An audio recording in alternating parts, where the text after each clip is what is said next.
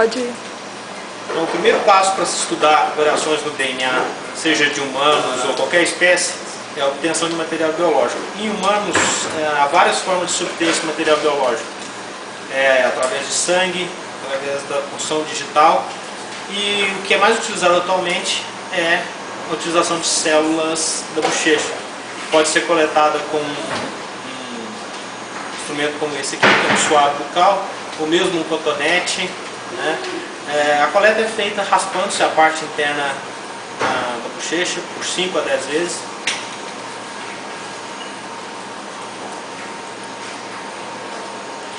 De um lado, depois 5 a 10 vezes do outro lado. Em seguida, deixa esse suave secar e está feita a coleta do material biológico. O próximo passo será a extração. Uma vez que o material biológico é coletado em um suave, esse suave é deixado secar a temperatura ambiente, pode ser embalado em um envelope e ser encaminhado ao laboratório. Se a coleta for feita no próprio laboratório, o próximo passo é a extração do DNA. Há várias técnicas para se extrair o DNA dessas células que nós coletamos da boca. Métodos baseados em kits comerciais ou mesmo em soluções feitas no próprio laboratório. Nessa demonstração, nós vamos utilizar um método de extração muito simples, que é uma extração com NaOH, que é uma solução alcalina, né? Esse NaOH alisará as células que foram coletadas da bochecha, alisará o núcleo, expondo o DNA que está dentro do núcleo. Em seguida, essa liberação é feita em uma solução alcalina de NaOH e a altas temperaturas. Nós vamos aquecer esse tubo em um bloco térmico e em seguida neutralizar essa solução com uma solução tamponante, no nosso caso uma solução de tris. Então o primeiro passo é remover o suave em um tubo. Isso é feito muito simplesmente. Então temos aqui agora o suave com material biológico. Vamos adicionar a solução de NaOH. Isso é feito com uma pipeta e uma ponteira. Temos aqui uma solução de NaOH.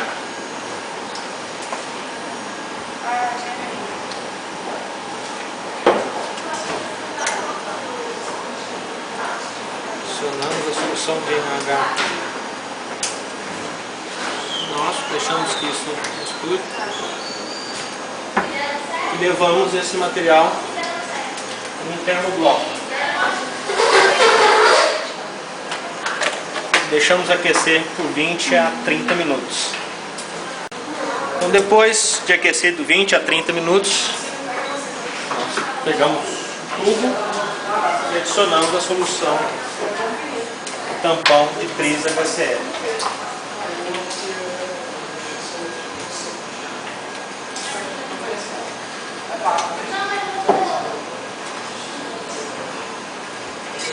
Deixamos resfriar e agora temos aqui a nossa amostra que será utilizada no próximo passo, que é a reação em cadeia da polimerase. Então, uma vez que nós temos o DNA extraído, o próximo passo é a amplificação pela reação em cadeia da polimerase, que deve ser feito no ambiente separado do laboratório onde se extrai o DNA e onde se processa esse DNA amplificado. Então, o que nós chamamos de uma sala de pré-amplificação. Então, nesse momento nós vamos iniciar o preparo dos reagentes para a reação em cadeia da polimerase. Na sala de pré-amplificação, aqui no nosso laboratório, nós temos uma capela com luz ultravioleta que nós utilizamos para limpar esse ambiente de possíveis produtos da PCR amplificado que venham a chegar a essa bancada por aqueles que trabalharam no nosso laboratório na parte superior desse prédio, né? E nessa sala que nós vamos iniciar o preparo dos reagentes para a PCR. A reação em cadeia da polimerase, ela tem duas características importantes, né? Ela nos permite delimitar uma região do DNA de interesse e amplificá-la milhares e milhares de vezes e em seguida analisá-las pela eletroforese. Nós vamos mostrar em seguida nesse vídeo. Então o primeiro passo é descongelar os reagentes para a reação em cadeia da polimerase. Os reagentes consistem de um tampão, né, uma solução tamponante com pH na ordem de 7,5 a 8, né, água, iniciadores, que são fragmentos de DNA de 15 a 20 nucleotídeos, que são utilizados para delimitar a região que nós iremos amplificar. DNTPs, que são os desoxirribonucleotídeos trifosfatos, que são os bloquinhos que vão ser utilizados na cópia da região de interesse pela enzima TAC polimerase. Nesse caso aqui nós utilizamos um ataque chamado TAC platino, que é uma enzima que tem uma característica muito interessante, que é o fato de iniciar a sua atividade somente após o aquecimento a 95 graus Celsius. Isso permite que nós possamos trabalhar a temperatura ambiente sem preocupações com o gelo. Então nós vamos pipetar em volumes adequados, né? Esses volumes são determinados previamente pela equipe do laboratório, pelo protocolo, e vamos preparar o mix nesse tubo de 1,5 ml. O volume do nosso mix de PCR é calculado por número de amostras que nós desejamos amplificar. Aqui nesse vídeo demonstrativo nós vamos amplificar 4 amostras, né? Nós temos aqui tubos de 0,2 microlitros, né? 0,2 ml ou 200 microlitros. As nossas reações são preparadas em volumes de 12,5 ml.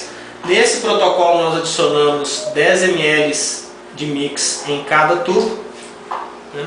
E após adicionado o mix de PCR nesses tubos, nós vamos adicionar o DNA.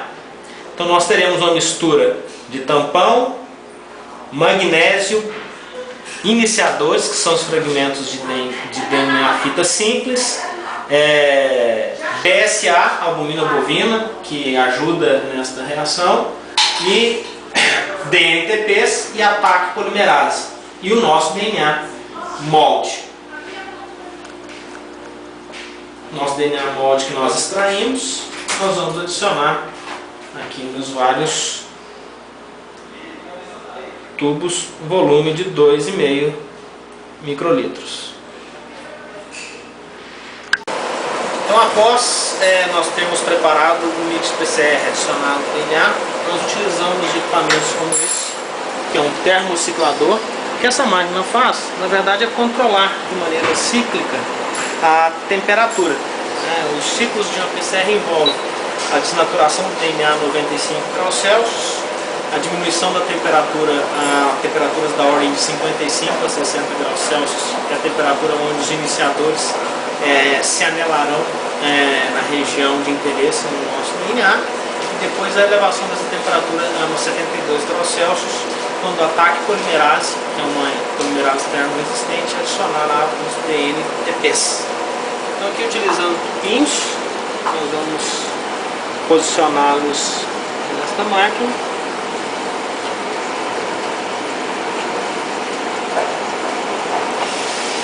Vamos fechar.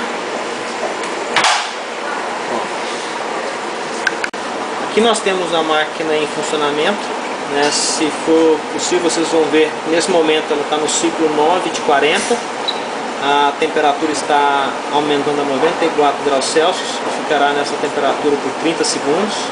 Em seguida, essa temperatura irá a 55 graus Celsius por 30 segundos e será elevada a 72 graus Celsius por 30 segundos. Esse ciclo se repetirá 40 vezes. Em cada ciclo, a quantidade de DNA é duplicada. Se você inicia com uma dupla fita de DNA, no primeiro ciclo você tem 2 duplas fitas, no segundo 4 duplas fitas, 8 duplas fitas, 16 duplas fitas, 32 duplas fitas e assim se segue. Obviamente que nós começamos sempre com um número muito grande de cópias de DNA, que nos permite ter milhões de cópias no final da PCR. Na PCR, nós removemos esses tubinhos da máquina e vamos para o próximo passo, que é a separação dos fragmentos pela técnica de eletroforese. A eletroforese é uma técnica de separação de fragmentos de DNA ou proteína, aqui no nosso caso de fragmentos de DNA, onde nós utilizamos uma matriz de agarose, né? Nós vamos fazer nesse momento, pesar aqui 0,3 gramas de agarose.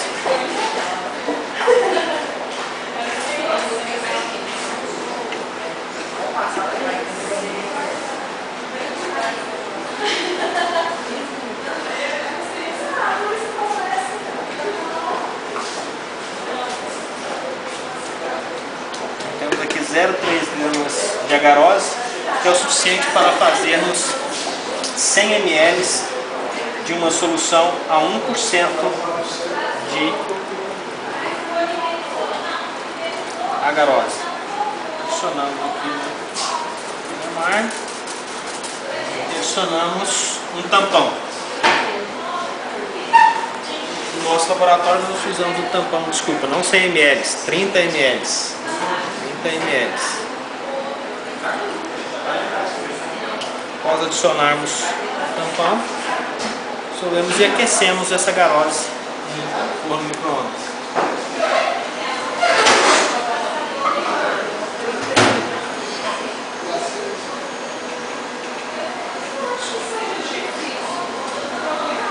Aqui no nosso protocolo, em torno de 30 segundos é tempo suficiente para que nós tenhamos a agarose dissolvida.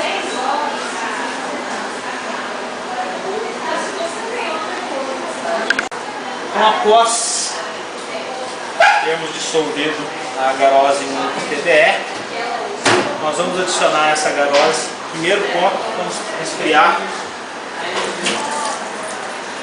um pouco essa agarose. Tem que ter muito cuidado, pois a lemaia é bastante quente. Então, um breve resfriamento da agarose dissolvida. Próximo passo é adicionarmos uma solução de brometo de etídio, que é um corante que nos permitirá visualizar o DNA após a eletroforese. O brometo de etídio é uma substância química que intercala com o DNA dupla fita e que, uma vez intercalado ao DNA dupla fita, é sensível à luz ultravioleta, emitindo fluorescência quando exposto à luz ultravioleta.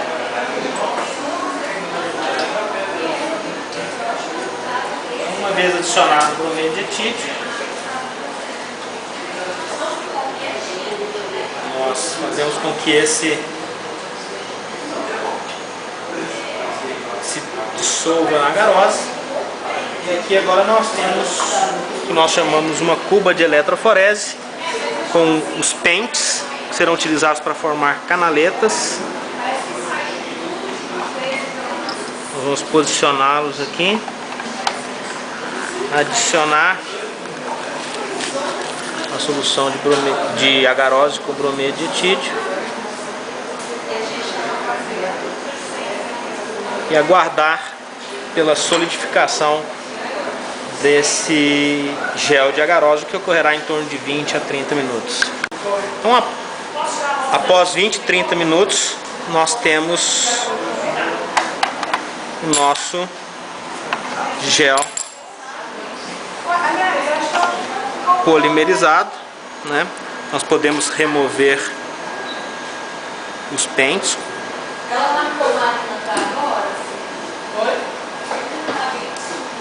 Ele está solidificado e teremos aqui pocinhos onde nós poderemos aplicar as nossas amostras obtidas pela reação em cadeia da polimerase, né? Então, nós posicionamos esse gel aqui e vamos adicionar uma solução tampão cobrindo esse gel para que possa acontecer a eletroforese, que é o movimento do DNA num campo elétrico, onde os fragmentos de DNA que possuem carga líquida negativa vão migrar do polo negativo para o polo positivo. Vamos adicionar o tampão até que ele cubra todo o gel, né, e esteja em contato com o polo positivo e o polo negativo. Em uma eletroforese de agarose, nós utilizamos padrões de tamanho, que são fragmentos de DNA que nós conhecemos no seu tamanho. Na verdade, é um conjunto de fragmentos que nós adicionaremos na primeira canaleta. No nosso protocolo aqui são 4 microlitros. E esse nosso padrão de tamanho é um padrão que nós chamamos de 1KB+. Então aqui nós posicionamos a ponteira dentro da canaleta e adicionamos o padrão de tamanho. Ele é adicionado a um corante chamado azul de bromofenol para que nos permita visualizar a aplicação dentro do pocinho. Em seguida, começamos a aplicação das nossas amostras. Aqui está a nossa amostra, amplificada pela PCR, no volume de 12,5 microlitros. E nós vamos utilizar 5,5 microlitros nesse protocolo. O primeiro passo, pipetar esse volume e misturá-lo com uma solução que nós chamamos de tampão de carregamento, que é uma mistura de azul de bromofenol com glicerol ou ficol, que são substâncias que vão permitir que os nossos fragmentos de DNA fiquem no fundo do poço. Então preparamos a nossa amostra e vamos aplicar aqui no segundo pocinho.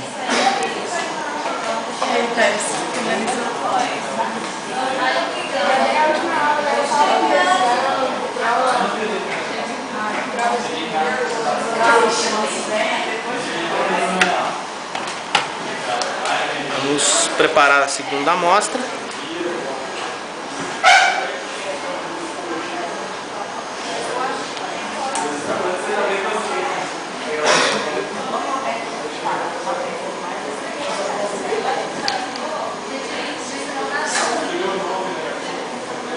E adicionaremos o segundo pocinho.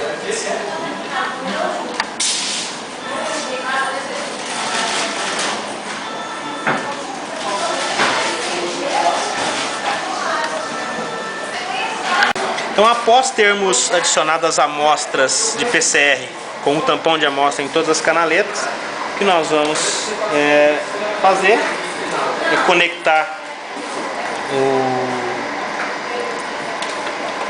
os cabos aqui. Bastante cuidado, conectar preto com preto, vermelho com vermelho. Conectamos a uma fonte. Neste nossa demonstração estamos fazendo uma eletroforese a uma voltagem de 89 volts. O que vai acontecer agora é que esses fragmentos de DNA e esse corante, o azul de bromofenol, migrará do polo positivo para o polo do polo negativo para o polo positivo. Após 20, 30 minutos de eletroforese, nós temos aqui, aqui estão as canaletas onde nós aplicamos originalmente as nossas amostras, e aqui a posição onde está o azul de bromofenol e fragmentos de DNA da ordem aí de 250 pares de base. O que nós podemos fazer agora é remover esse gel e visualizá-lo na luz ultravioleta. Nesse momento nós vamos remover o gel da cuba de eletroforese e vamos visualizá-lo na luz ultravioleta.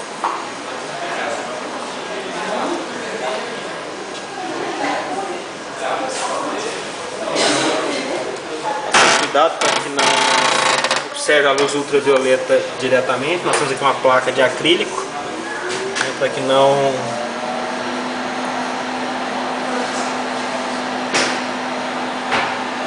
ultravioleta, e os pontos em laranja que são visualizados são as bandinhas de DNA. Nesse caso é um polimorfismo de sequência em DNA detectado pela digestão dos fragmentos de DNA com uma enzima de restrição chamada FOC1, que é uma enzima que reconhece uma sequência específica de DNA e digere esse fragmento. O que nós estamos vendo aqui é aqueles indivíduos que apresentam uma única banda maior são homozigotos para um alelo, com a banda pequenininha são homozigotos para o outro alelo. Os que apresentam duas bandas são indivíduos heterozigotos. O que nós vamos fazer agora é tirar uma fotografia desse gel e registrá-lo. Então nós estamos posicionando a nossa máquina digital. Ela está acoplada ao computador. E no computador nós poderemos fotografar e arquivar essa imagem, né, e anexá-la ao caderno de laboratório. Nesse caso aqui, os resultados do trabalho da aluna de doutorado, Thailce.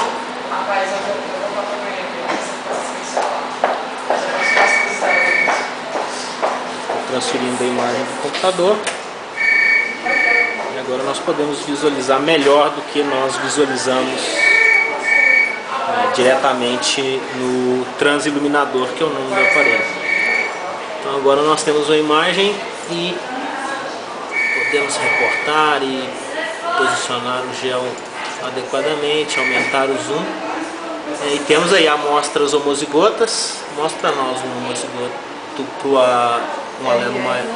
Esse aí é o RR. Esse é um gene chamado ACTN3, que tem sido descrito na literatura como associado à força muscular, né? Então nós temos o alelo RR e o alelo XX, esses são os homozigotos. Os indivíduos que possuem o genótipo XX não produzem uma proteína no músculo, né, chamada de actina 3, né? E os indivíduos heterozigotos são aqueles onde nós visualizamos duas bandinhas. O método utilizado nesse sistema é o chamado de PCR-RFLP. É um método muito comum, barato e fácil de se utilizar no laboratório. Ele permite estudar um polimorfismo de uma única vez. Nós mostramos a eletroforese e o gel de agarose. Aqui nos nossos laboratórios, programa de pós-graduação em Ciências Genômicas e Tecnologia da Universidade Católica, nós temos outros equipamentos que nos permitem estudar variações no DNA em uma escala maior que o gel de agarose. Um dos equipamentos é esse sequenciador automático DNA API 3130XL, que nos permite fazer todo o processo de estudo de polimorfismo, de variações do DNA humano de maneira automatizada, com a eletroforese acontecendo em capilares como este aqui. Nesse momento o equipamento está em funcionamento. Esse equipamento permite que nós analisemos 16 amostras simultaneamente, e nós temos utilizado bastante esse equipamento nos nossos projetos aqui no programa. Temos também nesse laboratório outros sequenciadores de DNA mais antigos, os ABI Prisma 377. Esses são efetivamente somente sequenciadores de DNA, mas também permitem a análise de outros polimorfismos de DNA, como microsatélites, que é o que nós utilizamos aqui nesse laboratório. Aqui nós analisamos variações de sequência, que são os SNPs, analisamos microsatélites, analisamos pequenas inserções de pequenas posições e também o sequenciamento de DNA. Neste tipo de experimento nós podemos sequenciar base a base do DNA. Então, vocês foram aí apresentados brevemente uma pequena demonstração do que nós podemos fazer aqui no Laboratório de Ciências Genômicas e Biotecnologia, onde nós temos alunos de iniciação científica dos cursos de biologia, biomedicina, farmácia e de outros cursos da área de ciências biológicas da Católica. A possibilidade de, cursando esses cursos, se envolver com ciência e biotecnologia aqui nos nossos laboratórios. Muito obrigado.